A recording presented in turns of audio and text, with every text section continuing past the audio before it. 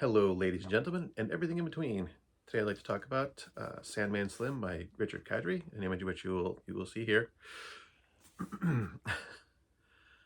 uh, let's see. Life sucks, then you die, unless you're Jimmy Stark, who has spent the last 11 years being Hitman in hell, and now he's back in Los Angeles. Um, that's pretty much the tagline of the book. I mean, Jim Stark was sucked into hell. He spent over a decade there, fighting and killing demons in hell for whatever reason, and now he's back on Earth, out to take revenge of the people who killed him. What can I say about Stark? He hates being called by his first name. He'd rather be called just Stark.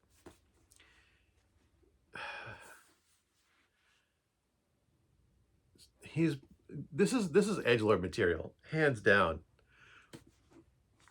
Because all the time we spend in his head, he talks about how awesome he is at being a badass. I'm not sure what else I can say about it. You know, he meets people. He's a huge, obnoxious prick to everyone he meets. Doesn't seem to care about anyone or anything but himself. And all the time, you know, talking about what a badass he is. You know, back in the good old days, I used to beat people up like that, and I really want to beat them up now, but maybe I shouldn't. It's just, oh, it's endless. He is probably the most shallow person in the entire book. There is very little depth to him at all. He is a really a two-dimensional character. He's very flat. The other characters in the book are more interesting. You know, there's a guy who accidentally made himself immortal through the use of alchemy. There's a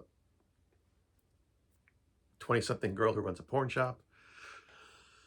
There's his old enemies who are not given a lot of screen time, and even some of them aren't that deep. This was still a fun book.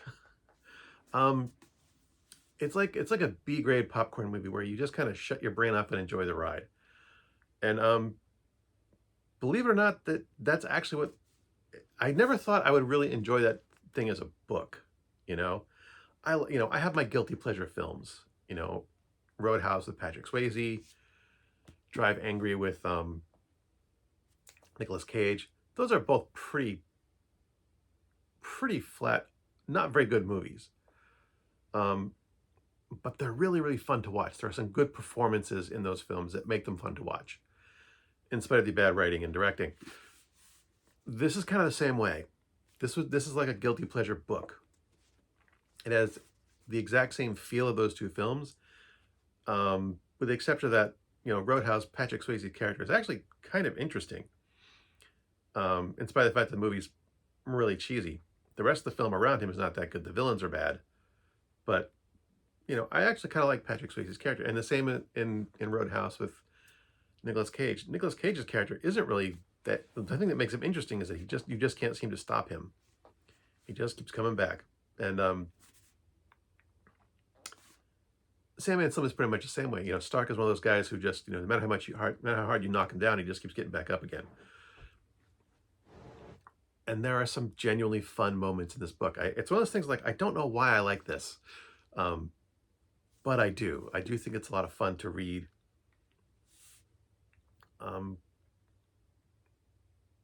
There's not, I mean, in spite of the fact that there are several characters around him, Dr. Kaczynski, his receptionist Candy, you do run into some demonic and angelic characters, because this does, you know, concern someone who is back from the dead. And I'm not sure, I don't know why this works. This is, you know, it's like a New York Times best-selling author, yada, yada, yada. And there's a series of this.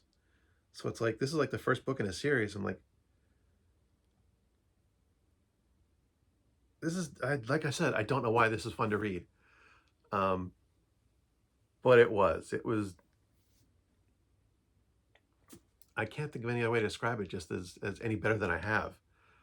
Um, I kind of sifted through it real quick. You know, I like read it in like a day and a half. Just to, it's uncomplicated. It's easy to read quickly.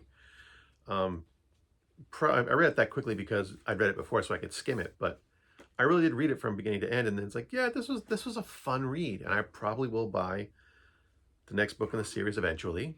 Um, it's been sitting on my shelf here for, well, these new shelves for only a few weeks, but I bought it a few years ago. When did this come out? 2012. I didn't buy it new. There were several books in the series that people had, um, it had been recommended. I don't know where Sandman Slim comes from though. Um, it's never referenced where that came from. I mean, it is mentioned that people in the book call him Sandman Slim, but no one explains why or where it came from. It's just he's like, who, like the character himself is like, who is this Sandman Slim character? And they're like, well, that's you. It's like, what, why? And it's never explained to him and to us as the reader. Maybe they'll explore it in other books. No idea. But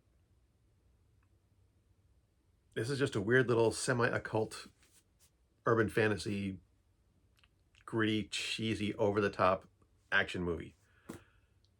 And there it is. I'm not sure if this would appeal to anyone out there.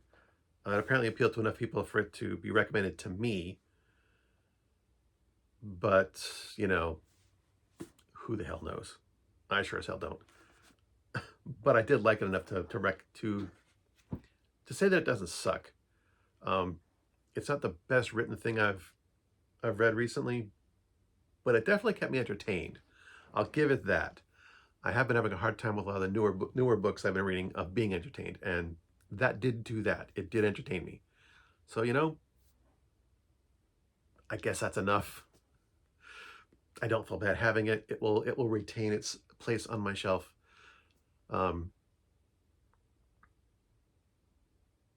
So there. As always, thanks for watching.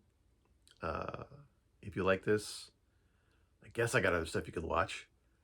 And until next time, good hunting.